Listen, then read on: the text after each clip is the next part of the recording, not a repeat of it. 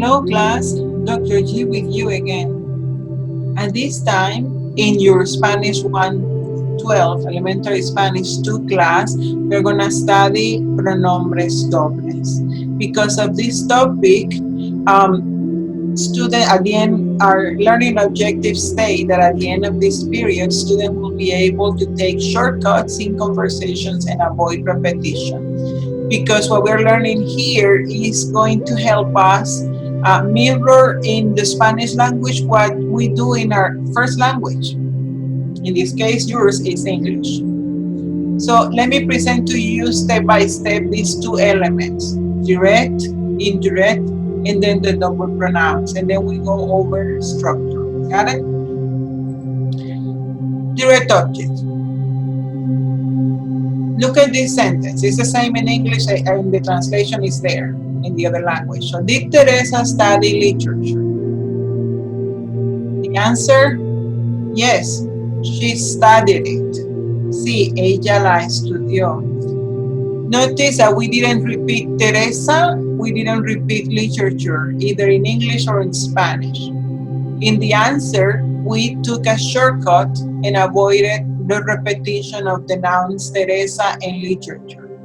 But we didn't use the same pronouns in both cases. We used different pronouns, the ones that are able to replace them. Now, let me ask you something. What did Teresa study? Literature?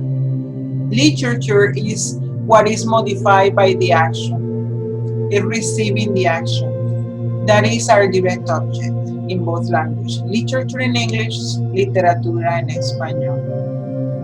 Okay? How do we avoid repeating literature in English? We use it. How do we do it in Spanish? We use la. So we took the shortcut taking a pronoun instead of the noun. That is our direct object pronoun. And direct object pronouns are the pieces of the grammar that allow us to avoid repetition. How did we avoid repetition with the doer of the action, Teresa? We didn't repeat Teresa, we used she. Teresa is the subject, and we replace the subject with the subject pronoun she. In Spanish, with the subject pronoun ella. Let's continue now defining what a direct object is. A direct object is that noun in the sentence that which receives the action. Because literature receives the action to study. See, what does she study? Literature. That is our direct object, which is replaced with the pronoun it in English and the pronoun la in Spanish. In this next sentence, we're going to be working on indirect object pronouns. Indirect object pronoun is that noun in a sentence for whom the action is done. For whom the action is done. So in the English part, we have, did Lucia give a present to her cousin? For whom is the present? For her cousin. Her cousin is the indirect object. How do you take a shortcut to avoid repetition in the answer? Because we didn't use her cousin. We used him. We used the indirect object pronoun. How did we avoid repetition with the subject? We use she instead. So this, yes, she gave a present to him. We are avoiding the repetition of the indirect object. In Spanish, Lucía le dio un regalo a su primo. For who was el regalo? It was for his primo. So, le a su primo are two elements of the indirect object pronouns. And the second part is the one that clarifies or make an emphasis on the pronoun.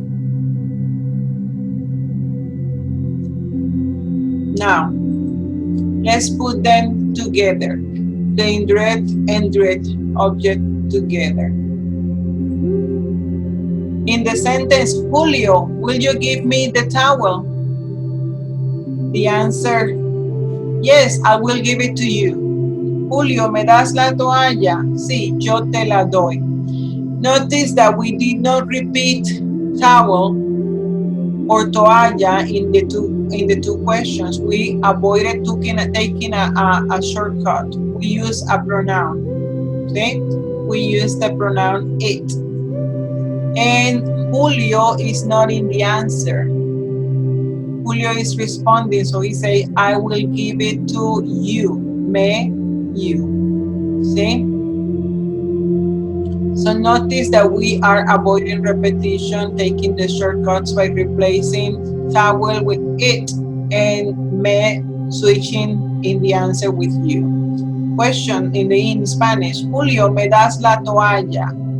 ¿Sí? Julio, ¿me das la toalla? Sí, yo te, because it's for you, I'm talking to you, te la doy. Toalla is feminine singular, we replace it with la.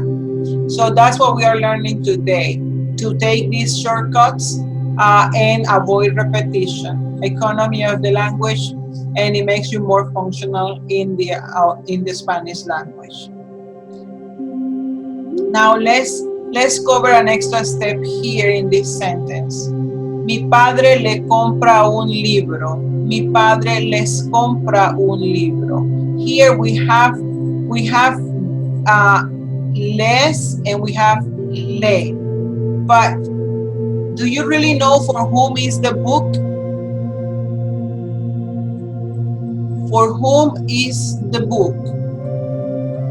Yes, it could be les compra un libro a ellos, pero también, but it could also be a ellas, or it could also be a ustedes. So we have three options there. And because of that, there is ambiguity when we get into le and les. How do we solve it? We solve it by clarifying it. And we clarify it this way. Mi padre le compra un libro a ella. So it's not a él, it's not a usted.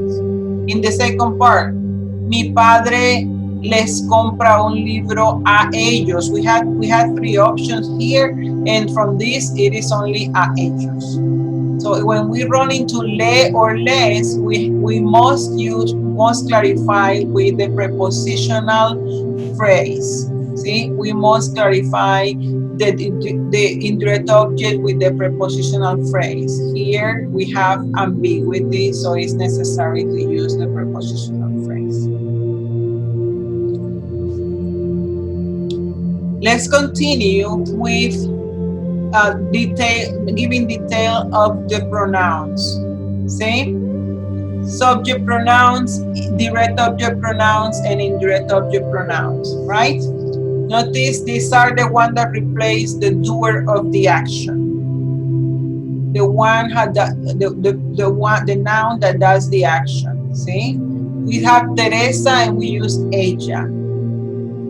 These are the one that replace the subject or the one that is doing the action. In the second line, we have the direct object pronouns. Me, te, lo, la, nos, os, los, las. Notice that we have lo, la because our direct object in singular could be feminine or masculine. In plural, it could be feminine or masculine. So the direct object replaces the noun that receives the action. Indirect object is gonna replace that noun for whom the action is done. See, for whom the object is done. And one extra thing is, notice they are the same except in the third person. In this case, we have a difference. In the direct object, we have lo, la, and los, las. when in the indirect we have les and less. Le and less. I'm sorry. Le and less. Now, if you end up in a sentence having a combination of these two, either this way or this way, you need to replace this one or this one with se. I'll show you later about that. So we have another step to go through. Let's talk about positioning and understand a little bit more of them. So this is the order that we use all the time. ID, indirect before direct, and reflexive will go first. But let's concentrate only on the direct, indirect, and direct. Always indirect first. Let me give you this example. I bought a pizza for you. What did I buy for you? A pizza. For whom? For you. So pizza is my direct object, right?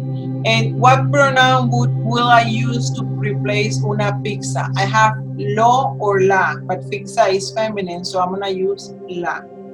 For whom? For you. So in this case, the indirect object pronoun is te.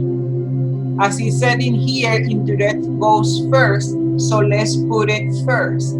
Te, pizza, we want to avoid it, instead we use la, and then compré, te la compré.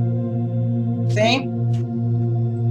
Without context, it makes not much sense, but if we make this into question, that's when it start making sense. Did I buy a pizza for you? Yes, I bought it for you. Sí, te la compré. If you make it, did you buy a pizza for me? Yes, I bought it for you. That's what it's saying in here.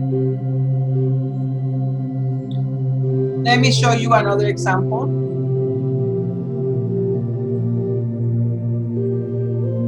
Did you give me a book? Did you give me a book as a present? Me regalaste un libro. It's not a sentence, it's not a question yet. So let's make it just element by element, and then we switch to the question to give some context and then understand why we want to avoid repetition. So un libro is what was given as a present, right? Then it's our direct object, which we'll need to replace with lo because it's masculine singular. And for whom is the book? Is for the person who's talking, so it's me. Indirect goes first, and then direct, and then the action. See? Me lo regalaste. Here we're just putting them into avoiding repetition, but if you want to put it in the context of a question, me regalaste un libro a mí. Tú me regalaste only, did you give me a book? Then I would say, sí. Did I give you a book? Yes, you gave me a book. Sí, me lo regalaste. It makes more sense to answer that way instead of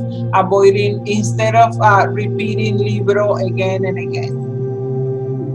We don't do that in English or Spanish or any language. We do avoid repetition. Now let's practice this with other sentences. Here we have, let's go with the first one. Tu tía nos compró un jugo de naranja a nosotros. Your aunt bought us some orange juice. Your aunt bought us orange juice for. Your aunt bought orange juice for us. Your aunt bought orange juice for us. Now, it is a question. Did your aunt buy orange juice for us? Sí, she, us, it, bought. That it makes no sense in English, but in Spanish, that's how it functions. See, in English, you say, yes, she bought it for us. Yes, she bought it for us. But the word order in Spanish is different. Sí, ella nos lo compró. Ella nos lo compró. Indirect first, direct after, and then the action. And the doer of the action, tia, is before the indirect. Did I pay the bill for you at the restaurant? Yes, you, me, it paid. Makes no sense. Yes, you pay it for me. That's what we're saying here. Yes, you pay it for me. Si tú me la pagaste. La is la cuenta, because cuenta is feminine and singular. And that's the pronoun that we need. Now, tu papá le preparó el café a tu mamá, I'm sorry, tu mamá le preparó el café a tu padre ayer. So yes, she prepared it for him, but we're not gonna see that same order. Yes, she, him, it, switching to se, and then preparó, prepared. So si ella se lo preparó. Remember that I told you when you have LL pronouns, the indirect changes to se. Si ella se lo preparó. Here you see that example. ¿Tu madre te puede hacer la tarea? No, mi madre no me la puede hacer. Because the action is not only puede, is puede hacer. Can she do the homework for me? No, she cannot do the homework for me. So in English too, we need the two verbs.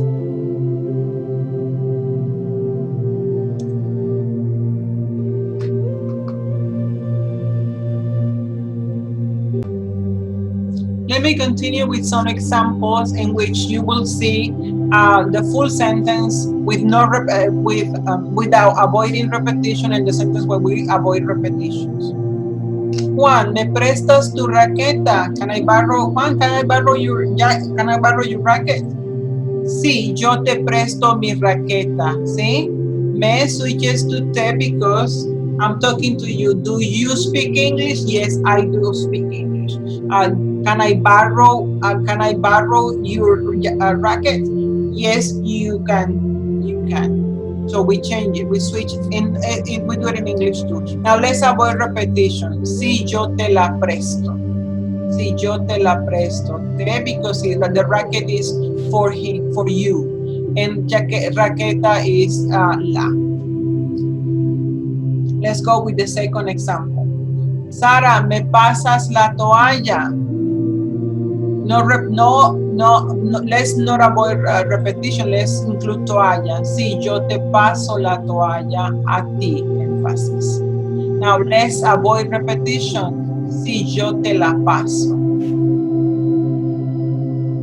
Next example about Pedro. Pedro, ¿le diste unas rosas a tu novia? Pedro, ¿le diste unas rosas? Did you give some roses to your girlfriend? Yes, I gave her some roses.